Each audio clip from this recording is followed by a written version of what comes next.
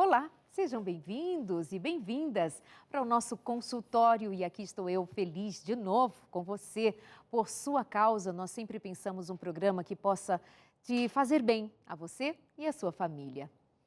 Hoje nós vamos falar de traumas. Como se formam os traumas? O que é um evento traumático ou o que é uma memória traumática? Como é que a gente lida com os traumas emocionais? Como é que a gente entende esse processo da mente?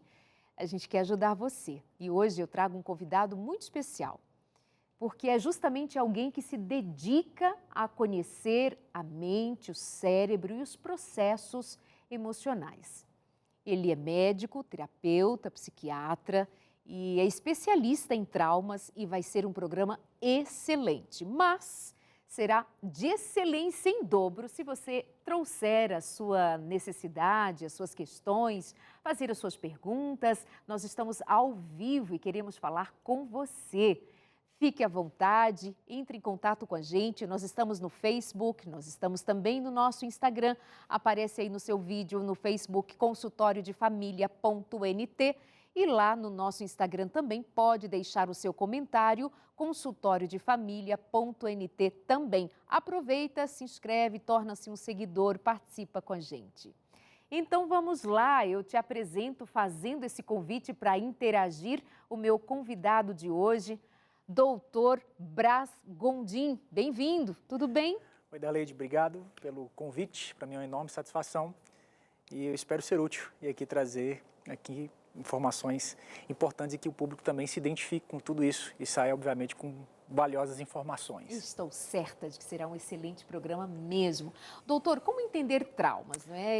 Muitas vezes nós até levamos no dia a dia o conceito como se fosse de conhecimento de todos nós, a identificação de um trauma, de uma memória traumática, mas segundo a psiquiatria, o que é exatamente um trauma emocional? Bom, Darleide, acho que excelente pergunta. Eu acredito que muitas pessoas, quando vão identificar ou trazer uma definição daquilo que vem a ser de fato um trauma emocional, a maioria das pessoas vão trazer essa definição como uma lembrança acerca de algo que aconteceu em algum momento da vida delas. Seja um acidente, uma violência sofrida, ter presenciado alguma coisa, ter sofrido algum tipo de abuso ou negligência. Todas essas coisas, de fato, são muito relevantes quando nós pensamos no tema trauma emocional. Mas o fato em si é que não necessariamente esses eventos em si, na verdade, são o trauma. Na verdade, todos esses eventos conduzem ao trauma. Que trauma, na verdade, são, obviamente, sequelas emocionais e padrões que permanecem ao longo do tempo e, obviamente, influenciam a nossa maneira de interpretar o mundo, de sentir e de nos relacionarmos com as pessoas e com esse ambiente em que a gente transita e vive. Importante salientar que em pesquisa recente feita aqui no Brasil, vai dizer que até 75% das pessoas que apresentam algum tipo de alteração de comportamento, algum tipo de alteração emocional, por assim dizer, nesse sentido, tiveram origens em eventos que aconteceram na sua infância. Ou seja, geralmente pessoas que passam por algum tipo de problema emocional, seja qual for a natureza, problemas esses que muitas vezes alguém que está assistindo aqui traduza como uma ansiedade, como uma síndrome de pânico, como um episódio depressivo, quando na verdade relaciona-se com eventos que aconteceram anteriormente e muitas das vezes esses eventos não necessariamente estão presentes dentro de uma memória explícita. Muitas vezes, essas pessoas que passam por esse tipo de problema, de certa forma, não conseguem identificar exatamente porque se sentem dessa forma. Então, acho que uma maneira muito clara da gente definir de fato o que é trauma emocional, na verdade, poderíamos dizer que traumas, na verdade, são bloqueios em processos de desenvolvimento. Porque, na verdade, Darleide, é importante salientar que a criança, a gente entende que quanto mais jovem é o indivíduo, quanto mais cedo ele passa por algumas experiências ou alguns eventos, maior é o potencial de desenvolver, obviamente, algum tipo de sequela emocional no decorrer da história dessa pessoa. né? A criança, ela vai ter, na verdade, os seus pais como uma espécie de aparelho, um órgão psíquico externo que vai, obviamente, mediar as emoções. Eu gosto de dizer que as crianças, os filhos, eles se reconhecem sobre o olhar do pai. Eles se reconhecem sobre, na verdade, sobre essa ótica que o pai tem deles. Então, o que eles devem sentir acerca de si, acerca do seu ambiente, acerca da sua própria identidade, sempre será uma referência que eles vão gerar baseado nessa relação com os pais. Mas o fato, quando a gente pensa em trauma, a gente precisa também pensar em toda uma forma específica do nosso cérebro trabalhar. Na verdade, a gente sabe que Deus ele trabalha de uma forma muito especial, porque, de certa forma, a gente pensa que quando nasce ali, aquele indivíduo sai, a gente olha aquela criança ali já em desenvolvimento e logo a gente pensa num ser completo, logo ali após os primeiros momentos da infância, mas, na verdade, a gente continua em um processo de formação interno ao longo da vida. A gente vai... Independente da idade, ao longo da vida. Por exemplo, uma área muito importante do nosso cérebro, que é o córtex pré-frontal, ele vai ficar pronto por volta dos 25 anos de idade. E é uma estrutura cerebral muito importante. E, obviamente, vai mediar algumas decisões importantes, interpretações mais maduras e imparciais da vida. O fato é que quando crianças passam por eventos traumáticos, eventos, obviamente, de um maior peso, de maior relevância emocional nesse sentido, a criança, por não ter ainda uma área cortical bem desenvolvida, o seu sistema, daquilo que vamos chamar de sistema de luta e fuga, ainda não está bem desenvolvido.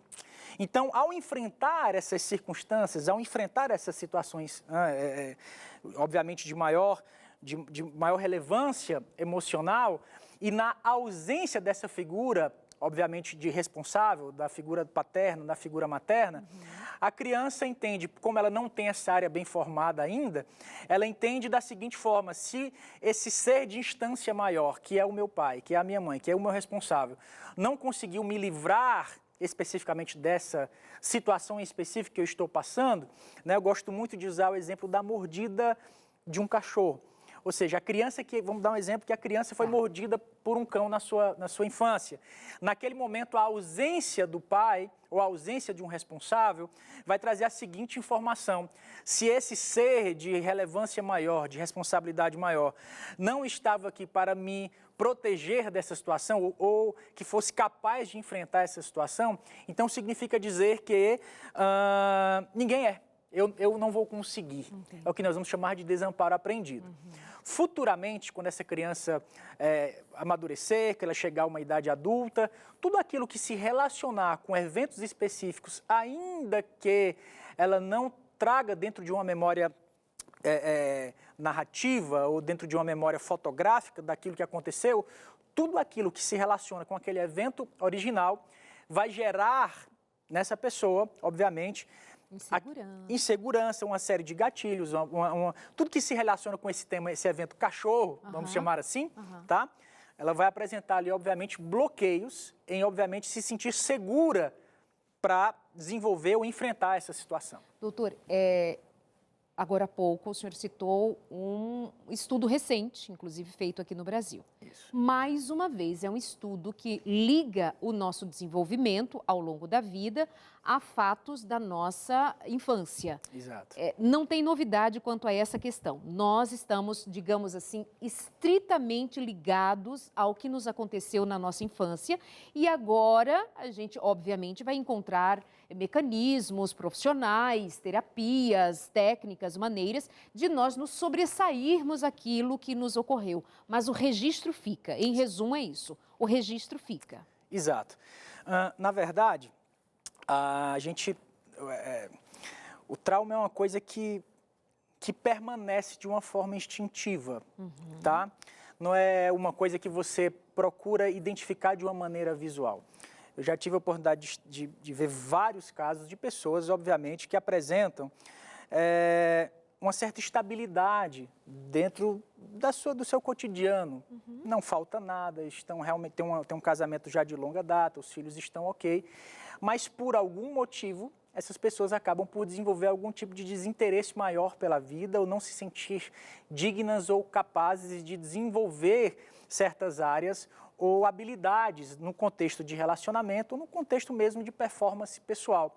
E quando a gente pergunta o que aconteceu, é uma coisa que a gente sempre, dentro dessa dinâmica terapêutica, a gente pergunta, existe alguma coisa que você identifica, por que você se sente assim, você consegue dar nome a isso? Geralmente essas pessoas, elas têm uma dificuldade de identificar o motivo pela qual elas se sentem depressivas, ansiosas, angustiadas, inseguras. E é essa falta de capacidade de dar nome à nossa dor é que a ciência vai chamar de alexitimia. Aí você me pergunta, por que então que é difícil de lembrar? É justamente porque quando aconteceu, nós não tínhamos a capacidade de registrar esse evento de uma forma imparcial. Lembra que eu te falei que não havia um desenvolvimento maduro da construção cerebral? Então, como não havia uma capacidade de registrar esse evento de uma forma fotográfica, fica registrado através de uma forma instintiva. E como foi desenhado aquela ideia de uma identidade oprimida, do não conseguir enfrentar futuramente. Esses eventos vão trazer à tona justamente essa capacidade, essa ideia que eu tenho de ser o meu próprio agente de restauração, ser o meu próprio agente de salvação, ser esse meu próprio agente de fuga, tá? De situações, obviamente, que eu me sinto hostilizado nesse ambiente. Então, eu acredito que pessoas que estejam nos assistindo aqui agora, ou já passaram, ou conhecem pessoas que já passaram por situações onde falaram, eu não sei te explicar porque eu estou sentindo isso. Eu não consigo identificar um motivo específico porque eu tenho isso, eu tenho aquilo, eu tenho esse padrão específico de comportamento. Muitas pessoas vão, obviamente, buscar de alguma forma identificar. Alguns dizem assim, não, porque o meu pai tinha esse problema, porque a minha mãe tinha aquele outro problema.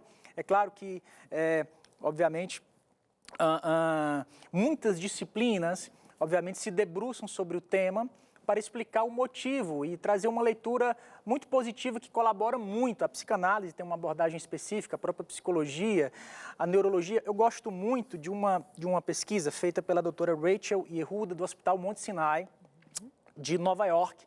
E ela fez uma pesquisa muito interessante, Darley, onde ela pesquisou sobre filhos de pessoas que sofreram o 11 de setembro. Ok?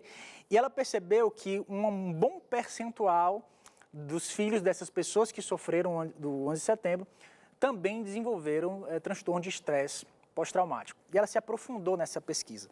Apesar de, confesso, eu acho muito complexo quando a gente cede a um tipo de determinismo genético, do tipo, porque aconteceu com o meu pai, precisa necessariamente acontecer comigo, ou aconteceu com a minha mãe, tem que acontecer comigo. Algo muito interessante esse estudo revelou, que foi, ela encontrou nos seus estudos que quando uma criança está no ventre da sua mãe, tá? Uma criança está no ventre da sua mãe, aquela mulher que está no ventre da mãe, o óvulo que vai gerar o neto conviveu no útero da avó. Vou te explicar direito. É como se o óvulo que tivesse dado origem a mim já estava na minha mãe a partir do 4º mês de gestação, quando ela morava no ventre da minha avó. Entendi. O que é que esse estudo nos relata? Que a exposição a um ambiente hostil, a um ambiente traumático, traz uma certa configuração de padrão à exposição do hormônio cortisol, que é o hormônio do estresse. Então, essa exposição ao cortisol vai, obviamente, determinar padrões de reação a problemas. Então, eu prefiro dizer que essa questão da influência genética acerca do que veio a ser os traumas emocionais, na verdade, não são repetições de sintomas especificamente, mas padrões de resposta a ambientes hostis. Ou seja, a gente vai precisar considerar o aspecto genético, não tem como fugir, né? Sim. Mas também o aspecto do ambiente em que essa criança foi desenvolvida. É certo dizer que mais do que o evento traumático, ser importante, como de fato é, por exemplo, a queda das Torres Gêmeas, um exemplo, né, específico, o que acontece nos momentos seguintes, quem cerca, quem convive, o que você escuta, como foi acolhido, essa palavra tão comum de usarmos hoje, né? Sim. O que acontece imediatamente após o evento também é definidor de muita coisa, não é? Por exemplo, aquela criança citada agora no seu exemplo, se ela, sim, foi afetada, atacada por um cachorro, mas ela imediatamente encontra alguém que acolhe, que cuida, que diz, calma, você está comigo, vai ficar tudo bem. A resposta a esse evento traumático é diferente do que aquela criança que olhou para um lado e para o outro e não encontrou ninguém para acolhê-la. Então, o ambiente, o acolhimento, as pessoas, o que escuta, o que se vê, o que se fala a respeito do evento ocorrido também faz muito sentido, né? Sim, inclusive, na verdade, estudos vão falar que justamente após esses eventos, o aumento da frequência cardíaca vai ser algo que vai definir. Então, esse estado de regulação que você é capaz de promover logo após o ocorrido, com o intuito de, obviamente, acalmar, regular as emoções naquele momento, com o intuito de diminuir essa frequência cardíaca, vai diminuir consideravelmente a possibilidade de sequelas emocionais derivadas desse evento. Mas sabe o que é interessante, Darleide? A gente pensando nesses eventos, obviamente a gente fala traumas emocionais, às vezes a gente tem, obviamente, uma visão talvez ampla demais acerca daquilo que de fato é. Na verdade, a gente vai entender como as maiores fontes dos traumas, os relacionamentos, tá? Então, a origem mais comum dos traumas emocionais são os relacionamentos. Então, sendo, por assim dizer, eu preciso dizer também que relacionamentos inapropriados geram traumas. E a gente vai começar a identificar, na verdade, evidências de que pessoas estão sofrendo desses traumas emocionais no âmbito dos relacionamentos, com alguns sintomas específicos. Eu falei aqui anteriormente da questão dessa incapacidade, dessa dificuldade de explicar porque está sentindo aquele determinado sintoma. Doutor, me perdoe, claro, mas mesmo quem lembra de um fato, olha, eu tenho trauma disto, eu lembro disto, e ela relata muito bem aquilo. Pode ocorrer de não ser exatamente aquilo pode ter sido só o gatilho, porque nós somos tão complexos, né? Tem tanto a se dizer a respeito da vida como um todo, mais do que um evento em si. Verdade. Eu costumo dizer que as nossas memórias não são muito confiáveis. Ao mesmo tempo, também costumo dizer que não é que a gente não lembra que não aconteceu. Claro. Então, tem essas duas questões muito específicas. E por que as memórias... Eu te cortei, imagina, ele já falou uma volta. coisa muito interessante, aí eu já quero saber, eu imagino que você também queria fazer a sua pergunta, interage aqui com a gente, daqui a pouquinho eu já te dou atenção nas perguntas que estão chegando aqui pra gente. Por que as nossas memórias, eu acho isso fantástico, por que as nossas memórias não são de todo confiáveis? Uma vez eu vi um psicólogo espanhol falando algo muito interessante, ele falou sobre o perigo da nostalgia. E esse psicólogo espanhol, ele falava o seguinte, ele dizia que todas as vezes que a gente pensa, obviamente, é só um recorte aqui falando do exemplo da nostalgia, ele dizia que para que eu seja nostálgico, necessariamente eu preciso me ver como o centro da grande narrativa daquela história. Eu preciso estar no centro de todo o acontecimento. Ou seja, de certa forma, ele traz um recorte da nostalgia como uma manifestação egocêntrica, algo que eu achei bem interessante. Quando a gente pensa nas memórias e naquilo que aconteceu, há uma resposta, na verdade, uma resposta inconsciente do nosso ego em, obviamente, querer construir uma narrativa onde a gente se sinta mais protegido e mais confortável em relação a isso.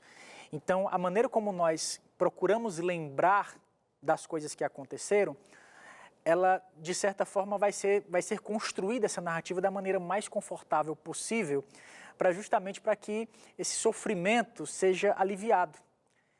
Então, é muito comum as pessoas lembrarem da sua própria história através, muitas vezes, Darleide, por incrível que pareça, através de um viés pessimista, com aquele velho, não só pessimista, mas também vitimista, por dizer que, na verdade, tudo aquilo que aconteceu, por uma dificuldade de processar, de certa forma, vai estar sempre terceirizada. Então, é muito comum pessoas, por exemplo, que tiveram, vamos lá, um histórico de relacionamento afetivo muito difícil há muitos anos atrás, durante a juventude, ou talvez não há tantos anos atrás, mas quando ela vai te contar a história sobre o que de fato aconteceu, a narrativa da história dificilmente vai trazê-la como, de alguma forma, um agente responsável pelo fracasso daquela relação. Lembra quando você vai conversar sobre relacionamentos, existe um ditado como que a gente fala, tem a versão do marido, a versão da esposa e a verdade, não é assim? É. Porque, na verdade, essas versões que cada um toma para si é uma maneira específica de lembrar do que aconteceu. Entendi. Eu acho que é interessante, doutor, fazer aqui uma ressalva, porque o que está sendo dito não é uma suposição. Primeiro, vamos lembrar, meu convidado de hoje, ele é médico, psiquiatra, terapeuta, especialista em traumas. Ele tem, assim, se dedicado a estudar e isso que está sendo dito precisa ser muito bem ouvido e entendido por você. Por quê? Alguém que relata, por exemplo, uma violência, sofri uma violência doméstica, aconteceu, tem provas, o evento está ali, ela inclusive chamou a polícia, tem o resultado de que aquilo realmente se concretizou, aconteceu, inclusive com provas periciais, etc, etc. Aquilo aconteceu, doutor. Positivo. Então, a vítima vai contar, vai ao psiquiatra e vai contar. Claro. E aquele fato é real. Claro. Me conta como seria como é que se aplica isso que é resultado de estudos, e mais uma vez eu digo, não é suposição sua, é o que se sabe de como é que o cérebro processa a realidade. Não é? Como é que eu processo a realidade sem fantasiar, sem estar aumentando, diminuindo. Eu estou contando, mas o meu processo mental, como é que ele chega aí no que você está explicando? Vamos lá. A gente tem 3 etapas de resposta a uma situação traumática, tá? A primeira resposta instintiva é o mecanismo de luta ou fuga.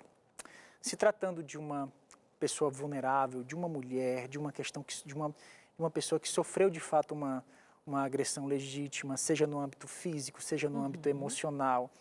Muitas vezes, Darleide, a pior das agressões, obviamente, a agressão física, ela tem um peso muito grande, mas a gente fala muito pouco sobre a negligência. Esses dias eu até fiz um vídeo falando um pouquinho sobre as consequências de um histórico de negligência. Então, a primeira resposta é justamente esse mecanismo de luta e fuga. Quando essa parte traumatizada, ela se vê incapaz de enfrentar essa situação específica, esse mecanismo ele colapsa. Apesar do nosso corpo produzir os hormônios e as substâncias necessárias para enfrentar esses problemas. Uma vez que eu me vejo incapaz de enfrentar esses problemas, ainda que o meu corpo tenha produzido essas substâncias... Para a fuga? Para a fuga ou para a luta, para enfrentar ou para se evadir daquela situação, sentir-se plenamente seguro ou segura para enfrentar ou para simplesmente se afastar. Uma vez que o meu corpo produz todos esses hormônios, essas substâncias, cortisol, etc., e essa fuga não é empreendida, e essa luta não é empreendida, essa energia precisa dar vazão de alguma outra forma. E a forma, muitas vezes, que o corpo busca para dar vazão a essa energia empreendida pelo corpo para enfrentar, e esse enfrentamento não ocorre, vai resultar em compulsões, em vícios, em autoescoriação, compulsões sexuais e uma série de outros comportamentos e situações específicas, que eu acredito que o tempo não vai... O tempo é Vamos muito fazer amplo. Outro programa. A segunda etapa de enfrentamento, logo após, quando seja o trauma repetido ou em um primeiro episódio, é a busca por conexão. A pessoa ela precisa, então, já que ela não é incapaz, uma resposta instintiva, buscar pessoas para me conectar com elas, para que elas, de alguma forma, possam me auxiliar nesse processo de resolver esse conflito. A busca pela conexão. É um sentimento que muitas pessoas traumatizadas carregam, é justamente esse sentimento de não sentir-se parte de um núcleo familiar, não sentir-se parte de uma igreja, não sentir-se parte de uma equipe profissional. É como se, ainda que há muitos anos ali, ela no meio daquele grupo de pessoas, ela pensasse, puxa, eu não me sinto parte daqui, eu não me sinto parte dessa equipe, mesmo estando aqui, sei lá, há 10 anos, entende? Então, essa segunda etapa é a busca por conexão. Nesse momento aqui da busca por conexão, existe toda uma condição de vulnerabilidade. Então, por exemplo, esse mesmo exemplo que você usou de uma pessoa que sofreu um grande trauma na sua vida afetiva, na sua vida amorosa, então ela passa então a buscar uma nova conexão, buscar um novo lugar onde ela vai sentir aí, novamente esse sentimento buscando sentir esse sentimento de pertencimento e de segurança.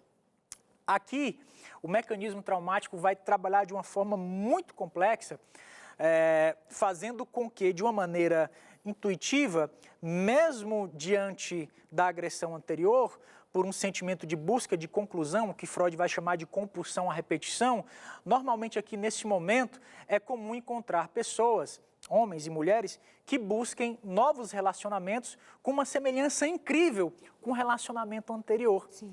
Uma vez eu conversando com a minha esposa, ela falando, puxa, eu tenho uma amiga, uma situação que ela tem um histórico tão ruim, ela tem o mesmo padrão de relacionamentos, os seus namorados geralmente têm o mesmo padrão, são violentos, ou são manipuladores, ou são pessoas que não oferecem a ela um valor merecido e, por incrível que pareça, os próximos relacionamentos que ela desenvolveu também têm essa semelhança. É como se houvesse esse currículo negativo de um histórico afetivo. É justamente por essa compulsão a tentar resolver um sentimento de gratificação e, obviamente, também de controle, do tipo, eu consigo concluir, eu consigo dar cabo disso, né? E aqui nessa segunda etapa é onde comumente esse tipo de coisa acontece. E a terceira e última aqui é o bloqueio. Opa, vamos falar disso depois do intervalo? Vamos, sim. Quero entender, a história do bloqueio é boa, né? Para a gente desvendar aí, para termos assim um caminho. O que pode estar acontecendo com você? Em qual etapa você está? Na primeira, na segunda ou na terceira? O que vem a ser o bloqueio? Logo depois do intervalo, nós esperamos você aqui no consultório, hoje recebendo o médico psiquiatra, especialista em traumas. E tem tanta coisa para dizer, mas eu te espero. Até já.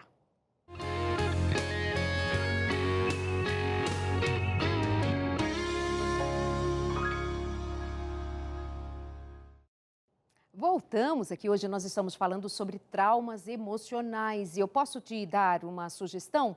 Então, depois de você cuidar em buscar ajuda terapêutica, profissional, é muito bom investir na leitura, no conhecimento, no seu dia a dia, no seu cotidiano. Então, eu quero te oferecer aqui de presente a nossa revista Sentimentos, a ciência do existir.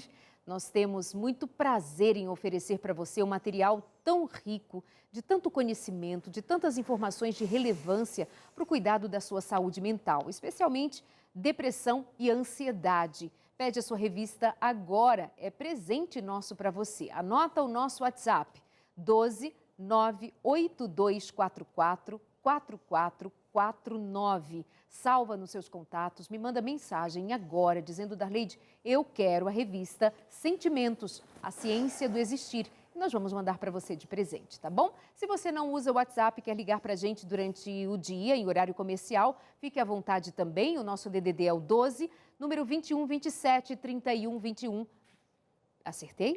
21 27 31 21. Liga para a gente em horário comercial e você vai ser recebido com muito carinho numa ligação muito querida para pegar os seus dados, preencher e fazer aqui o nosso formulário e já espera em casa tranquilo, tranquila. Vai chegar para você de presente a revista Sentimentos, tá bom? Então fica aqui o nosso carinho para você, que também é um anjo da esperança e nos ajuda a fazer esse trabalho de espalhar esperança e levar conhecimento a tantas pessoas, fazer o bem. Muito obrigada!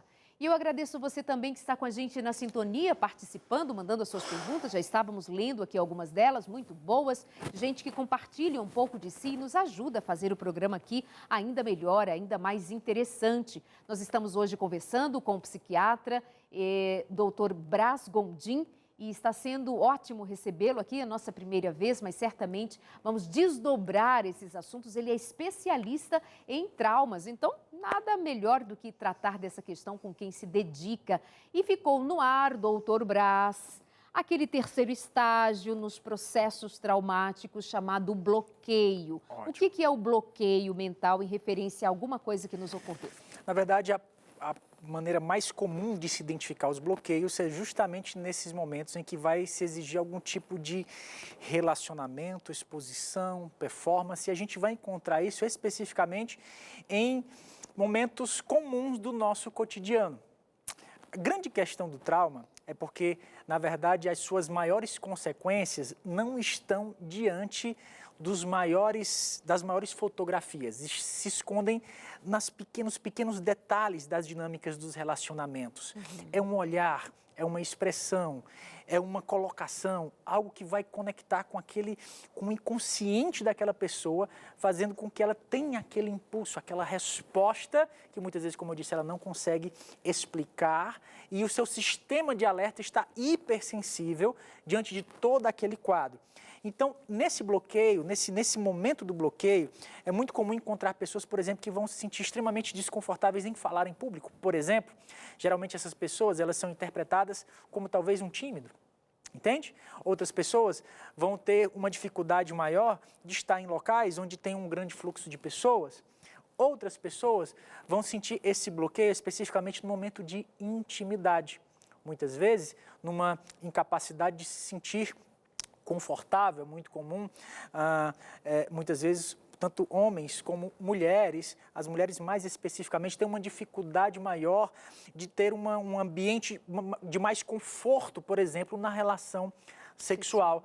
Né? Muito comum pessoas, não, eu tenho um bloqueio na minha área sexual. Esse bloqueio, ele existe mesmo amando o esposo, mesmo achando o esposo um homem bonito, tem essa dificuldade naquele momento de ter uma relação... Não tem entrega. Exatamente. Aqui justamente essa questão desse bloqueio, obviamente só para a gente explicar rapidamente, há uma grande dificuldade porque a intimidade, ela exige uma exposição. Eu não consigo ser íntimo de alguém, seja lá qual for a esfera, sem que eu me exponha a ela. E toda condição de exposição exige que eu me torne vulnerável àquela pessoa. Então, a condição de estar, mais uma vez, vulnerável a alguém vai trazer uma memória implícita de que, certa vez, em determinado momento, seja com o pai, com a mãe, com alguém, esse momento de vulnerabilidade gerou uma certa hostilidade. Muitas vezes essa esposa ela não sabe explicar por que isso está acontecendo. Repito, não é porque eu não lembro que não aconteceu. Às vezes não está diante dos olhos, né? Não está ali diante, a gente não tem aquele acesso especificamente daquele evento de uma forma bem trabalhada. Eu lembro que lá atrás eu te perguntei sobre como então aquilo que eu conto, a história ocorrida, tem provas, etc, etc, mas o que eu conto não necessariamente é o todo. Quando você disse que a memória às vezes nos trai. Podemos voltar àquele aspecto, aquele Claro. ponto, eu acho muito importante. Claro. A memória, ela realmente é bem complexa, especificamente quando a gente trabalha de memória de longo prazo. A nossa memória de longo prazo, ela vai, obviamente, interagir com as nossas emoções de duas formas, dentro do aspecto da memória de longo prazo. Uma emoção positiva que atrai e uma emoção negativa que repele. A grande questão é que quando os eventos aconteceram em períodos de desenvolvimento, onde não havia uma certa maturidade, um entendimento não só cerebral, mas... Até vocabulário, repertório, né? E também a própria identidade. É. Tá? Nesse momento, quando os eventos traumáticos acontecem, a parte do nosso cérebro que traz as informações lá do HD e interpreta de forma imparcial, empática e positiva, do tipo, não, isso aconteceu, não foi pessoal com você, tá, Darley, isso aconteceu porque realmente foi uma fatalidade, aconteceu com cada um. Essa parte do cérebro que interpreta de uma forma equilibrada os eventos é o córtex orbitofrontal direito. No trauma, essa área em específico, ela desliga, fazendo com que eu fique refém das memórias cruas que estão no nosso sistema límbico, no hipocampo. E ali, quando puxa aquela memória, essa memória ela vem de uma forma muito fatalista, bruta, não são memórias refinadas. Então, aqui, nesse momento em específico, entra um certo núcleo do trauma, que é muito importante, que eu não falei aqui ainda, é que o trauma ele vai subsistir num ambiente que nós vamos chamar de vergonha, vergonha/culpa. Vergonha, mais uma vez, não é aquela emoção específica da timidez, mas a vergonha, tem um escritor americano Stephen Malek, que eu acho ele sensacional, que ele traz a definição da vergonha, que a vergonha é quando nós dizemos, eu sou algo errado. Na culpa a gente diz, eu fiz algo errado. Mas na vergonha você diz, eu sou algo errado. Então, nesse contexto, muitas pessoas passam a ter uma memória baseada nesse núcleo de sentimento, de emoção, onde essas memórias, essas lembranças do que aconteceram, é sempre pautada nesse sentimento de inadequação, do tipo, eu não era importante o suficiente para o meu pai me dar atenção em relação àquele cachorro. Você entende? Fazendo a questão, analogia. Então, é justamente aqui onde essa pessoa ela vai se entregar de uma maneira muito precipitada a novos relacionamentos, a novos projetos, porque é justamente ali esse sentimento de despertencimento, de inadequação, essa vergonha, vai causar nessa pessoa, obviamente, todo esse comprometimento da memória, falando da memória como uma referência emocional de como eu devo ser, de como as coisas aconteceram e como eu vou proceder a partir daí. Então, o que eu conto fica comprometido por causa daquele momento em que as coisas aconteceram, eu ainda estava em construção. Exato. É como se eu não tivesse condições de realmente ter uma percepção daquele fato de uma maneira em que eu teria hoje, quem sabe adulta, conhecendo melhor, entendendo melhor, ter uma percepção melhor das coisas. Exato. E isso é bem delicado. Vamos a algumas perguntas aqui, chegaram aqui para a gente, para aproveitar o nosso tempinho. Esse assunto muito me interessa. Eu tenho traumas que até hoje eu não consigo superar. Tenho 55 anos e não sei o que fazer. Minha vida está parada. Esse é o ponto. Tem como superar? Agora vamos aquele momento chave do programa. Tem como superar trauma? Ou a gente vai só entender e se adaptar? Vamos lá. É muito importante dizer que não existe cura em uma manifestação como essa enquanto houver uma prisão no passado. Eu gosto muito de uma passagem bíblica do apóstolo Paulo. Ele fala na carta aos Filipenses, ele fala, deixando o passado para trás, eu prossigo para alcançar o prêmio ele fala, soberana vocação. Deixa eu fazer só essa interlocução que eu acredito ser pertinente justamente aqui para a nossa audiência. A pergunta é fantástica. Será que eu consigo superar algo que aconteceu há muitos anos atrás? A resposta é justamente a vocação. Porque os eventos anteriores, é como se eles tivessem o poder de me fazer inadequado em relação ao que está acontecendo, a minha capacidade de exercer algum papel, de ser relevante, de ser importante, de ser amado, aquele senso de conseguir, de dar conclusão, de dizer está consumado, eu cumpri o meu propósito. E aqui a vocação, ela traz algo muito interessante, porque a vocação em específico, ela é um agrupamento de todas as áreas da nossa vida em um único ponto. Pena que a gente não tem tempo aqui, a gente já fala numa outra oportunidade, tinha algo que eu gostaria de falar, que seria as expressões da nossa personalidade, que é também um tema fantástico dentro do trauma, mas rapidamente, porque justamente quando a gente se interpreta como alguém em áreas, quando você fala, eu tenho a minha vida profissional, a minha vida familiar, a minha vida pessoal, um dos efeitos do trauma é justamente esse poder de fragmentar a nossa personalidade em áreas. Por isso que muitas pessoas só conseguem ser felizes dentro da sua esfera profissional. Ou então algumas mulheres só conseguem de fato ser felizes se elas forem exclusivamente donas de casa. Ou então mulheres que, apesar de serem muito bem colocadas no mercado de trabalho, gozarem de boa saúde, de uma boa família, se sentem extremamente infelizes porque não estão vivendo um romance ou um grande amor. Essa necessidade de coexistir em apenas uma única área da sua vida, ou seja, apenas em uma única expressão da sua personalidade. Quem fala bastante disso, o americano Don Calcid, ele é um psicólogo também, um psicanalista. E justamente a vocação é justamente quando todas essas áreas da minha vida se agrupam e eu tenho a plena liberdade, autonomia de ser exatamente quem eu sou em qualquer ambiente, sem me preocupar, obviamente, com a análise ou a crítica das pessoas baseados na minha história ou nas coisas que aconteceram comigo, entende? Onde eu consigo perfeitamente chegar aqui e conversar com você, obviamente, dentro de uma segurança emocional, de uma autonomia emocional, sem me preocupar, obviamente, com aquilo que você talvez, porventura, possa achar sobre mim. Então, essa autonomia emocional é proporcionada por esse sentimento de vocação, essa manifestação da vocação. E o que me impede de vivenciar, obviamente, de ter dificuldade de reconhecer essa minha identidade, de reconhecer essa minha vocação, o que se coloca como um véu que me impede de ver tudo isso, é a dor. Enquanto o passado for uma dor, perceber esse estado de integridade emocional é muito complexo. Então, por isso, volto a dizer, uma prisão no passado sempre será, obviamente, um impeditivo para vivenciar uma nova história. Mais uma vez, trago aqui o apóstolo Paulo, ele fala, deixando o passado para trás. Eu, apesar desse meu sotaque, preciso dizer, não sou do Sul, sou do Nordeste, né?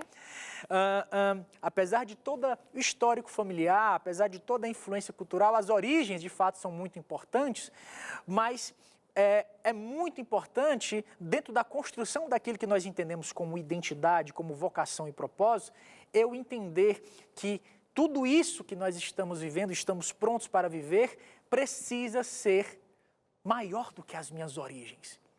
O nosso propósito e a nossa vocação precisa ter prioridade sobre as nossas origens. Senão nós sempre seremos aquele arquétipo, né? No caso aqui, vou falar de mim, tá, gente? Sempre aquele estereótipo do nordestino, ou de alguém que não conseguiu, de alguém que não teve oportunidade. Não, eu não sou um recorte de um período que eu passei. Entendi. Eu posso ser muito mais do que isso. E né?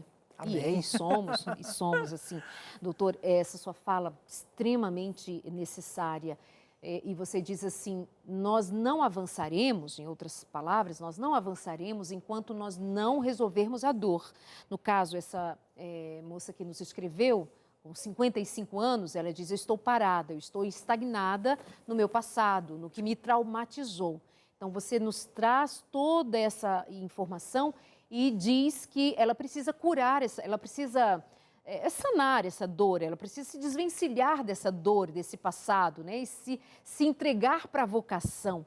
Mas como é que se faz isso, né? Na prática, assim, funcionalmente, como médico, psiquiatra, como é que essa mulher anda? Vamos lá. Obviamente, o ambiente terapêutico é extremamente necessário, tá? Dentro dessa perspectiva de avaliação profissional. Então, hoje, tanto a terapia medicamentosa como a psicoterapia é de extrema valia. Sim. Nesse contexto. É justamente pessoas que passam por esse tipo de percepção, de bloqueio em seus processos de desenvolvimento, essa caminhada terapêutica, essa caminhada com essa figura, né? Gosto muito de uma expressão do americano Peter Levine, ele fala que o trauma só acontece na ausência de uma testemunha empática. Então, ter alguém que testemunha a nossa vida de uma forma empática tem um peso extremamente relevante. Então, preciso dizer que ninguém se cura de traumas sozinho ou sozinha. Acredito que de nenhuma ferida da alma em específico. Quando a gente fala de trauma, 75% de questões emocionais, né? Obviamente, então 75% das pessoas que procuram uma ajuda baseada em suas dores e suas angústias, na verdade, têm origens em traumas, como eu falei no começo da entrevista.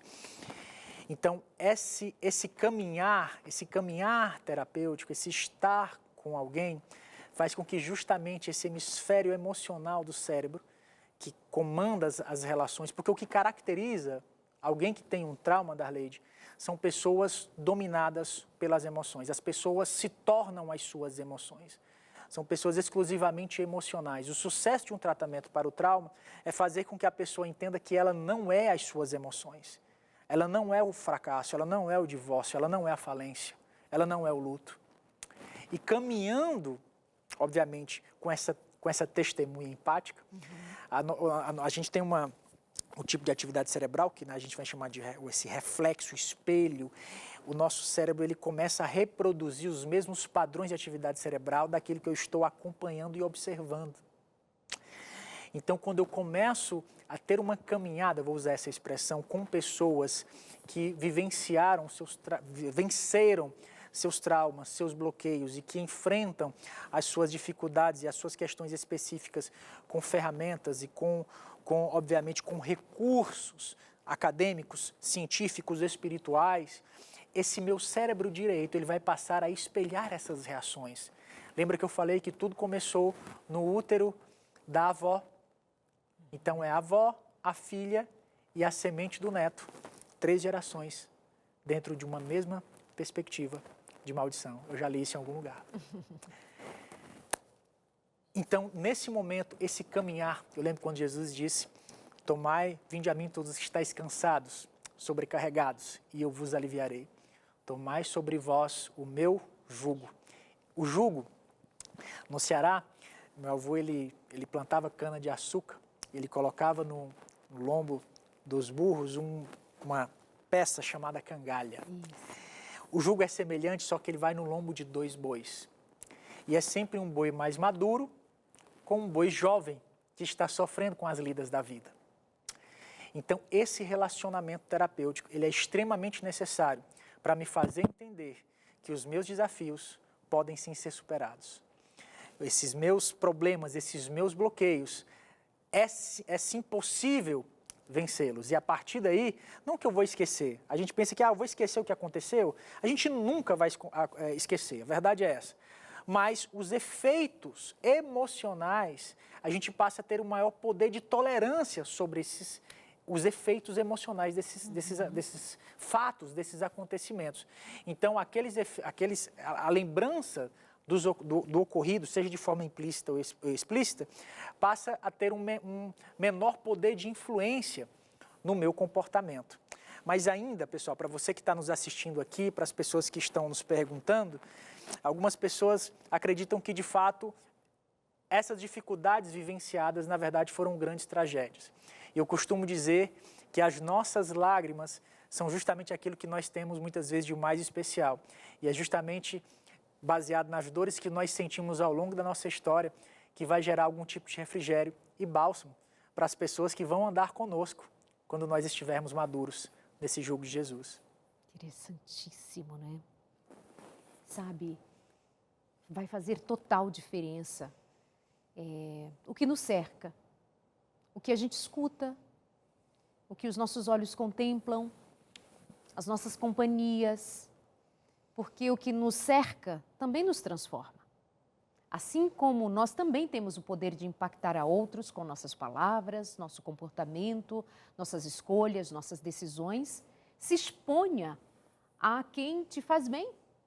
Se exponha ao conteúdo que possa construir uma memória sobre aquela, um novo estado de consciência que te leve a tomar decisões a partir de agora mais acertadas, mais condizentes com o seu desejo de viver. Bom, é mais uma ocasião que a gente tem aqui para dizer que não estamos falando de coisas fáceis, mas nós estamos falando de coisas possíveis. Não é possível que você continue pensando que a sua vida parou, que a sua vida está estagnada por um evento ocorrido, sem que você tivesse oportunidade de recomeçar, de refazer, de ser restaurado, de se reconectar com a vida. Não teria como nós vivermos, especialmente porque diante dos números, são cerca de 75% de nós todos que são afligidos pelos seus traumas, pelos eventos que marcaram e que fizeram você caminhar com essa dor que você caminha até agora, mas é do nosso interesse saber que para 100% de nós, Jesus Cristo oferece um caminho novo, que seja se utilizando de profissionais, de métodos, maneiras, recursos que estão disponíveis para nós. E você já sabe, né? Nós que somos parceiros aqui no consultório, eu costumo dizer para você, não seja ignorante, não haja com essa falta de sabedoria. Não se negue a buscar ajuda onde há ajuda para você. E, sobretudo, começar a contar uma história diferente para você. Começar a criar uma nova memória, contar a você mesmo uma nova história. É fato que me aconteceu aquilo, e doeu, e machucou, mas eu quero contar uma história diferente para mim. Deixa eu reescrever agora essa história de um outro lugar, que é o que a gente chama de ressignificar. Vamos lá? Vamos lá. Foi dado tanto hoje para você de conhecimento, eu acredito que você pode, de fato, viver. Nós acreditamos que você pode recontar essa história agora de um outro lugar. Em lugar de ser apenas vítima, quem sabe o ser contador de uma história, onde nos primeiros capítulos tem muita dor, mas que nos próximos capítulos tem alguém, um personagem novo, ou mesmo que vai se renovando e que vai escrevendo novos capítulos, até que lá no final, como disse o apóstolo Paulo, já não vivo eu, mas Cristo vive em mim, já não sou mais aquele trauma, não tenho só aquela história para contar, eu tenho algo novo para ser e para viver. Que tal? Deixa eu então aqui considerar a Valéria, muito obrigada por sua participação. A Andréia também, muito bom ter você aqui com a gente. A Maria Lúcia diz que ela tem muito medo de água, doutor. Medo de água, trauma de rios, mar, qualquer lago acelera o meu coração de tanto medo. A água, então, é o gatilho? Exatamente. É um gatilho que traz uma alusão a um evento original e é como se para o cérebro estivesse acontecendo tudo novamente. E aí, ela foge da água? Não dá, a moça toma banho, ela toma água. Claro, ela está falando de grandes proporções, né? Dentro do processo terapêutico, a gente vai chamar isso de pendulação, ou seja, são aproximações assistidas dentro do timing, dentro das condições, respeitando o desenvolvimento do paciente em específico. Aproximar-se desse gatilho, obviamente, nesse ambiente controlado, afastar, aproximar-se novamente, como um pêndulo realmente. Okay. E a partir daí se familiarizar, obviamente, com novas dinâmicas, com uma segurança maior, com uma outra expertise da vida e uma reinterpretação da existência. Ok, muito bom. Bom, doutor, tem muita gente aqui com suas questões, mas nós vamos finalizando e eu vou te agradecendo pela sua participação. Seja bem-vindo hoje e para outras oportunidades. Muito obrigado. E o que dizer para encerrarmos assim um minutinho? Bom, quero falar para todas essas pessoas que o mais importante é elas entenderem que, na verdade, elas não são um recorte da sua própria história. As pessoas não são um fato isolado que aconteceu dentro daquele determinado momento, onde havia da esperança. E vivenciar uma nova experiência é o que vai exigir, obviamente, uma certa ousadia, vai exigir aqui fé, vai exigir aqui força de vontade, obviamente, para se experimentar dentro de uma nova percepção de mundo, de relacionamentos, e de que sim, é possível ser feliz, viver uma vida equilibrada e uma vida, obviamente, dotada de seus dons, de sua vocação e vivenciar, obviamente, da melhor maneira possível o seu propósito. Portanto, você que nos assiste, não se veja, não se auto-interprete como alguém inadequado, como alguém que, obviamente, não tem o seu valor dentro dessa própria história. Como a Darleide mesmo falou, é muito importante contar novamente a sua história com uma testemunha empática. Talvez você pense, Braz, eu não tive essa testemunha. Eu fui incapaz de lutar ou fugir, eu não tive essa conexão, eu vivenciei vários bloqueios. Seja você esse próprio agente de testemunha empática. Seja você esse próprio agente, então, da sua própria restauração. Seja você, então, esse próprio agente. Faça por você mesmo. Eu gosto muito de uma expressão de um psicólogo canadense. Ele vai dizer que a grande questão do amor próprio é você cuidar de você mesmo em terceira pessoa, como se fosse uma criança de 3 anos. Cuide-se. Cuide-se dessa forma, né? O amor próprio ele tem esse poder integrador, gerando assim vocação, gerando assim estabilidade e autonomia emocional. Muito bom. Muito obrigada, doutor. Deus Eu abençoe, que agradeço. Viu? Grande abraço. Obrigada. Privilégio nosso, né? Receber em casa um profissional. O programa não é uma terapia, mas é um momento terapêutico, sim. Quando você fez um mergulho aí no seu medo, na sua dor, no seu trauma, naquela memória dolorosa. Você fez esse mergulho, mas voltou aqui com a gente para essa perspectiva positiva. Sua vida não se resume a um evento traumático. A sua vida não se resume a uma história apenas. Sua vida não se resume ao que te fez sofrer até aqui. Sua vida é muito mais que isso. Sua vida está nas mãos de Deus.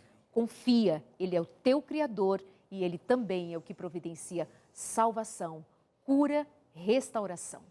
E pelo poder de Deus você renasça com esperança e reescreva a sua história. Um abraço, obrigada por sua companhia. A gente se encontra aqui na semana que vem. Até lá.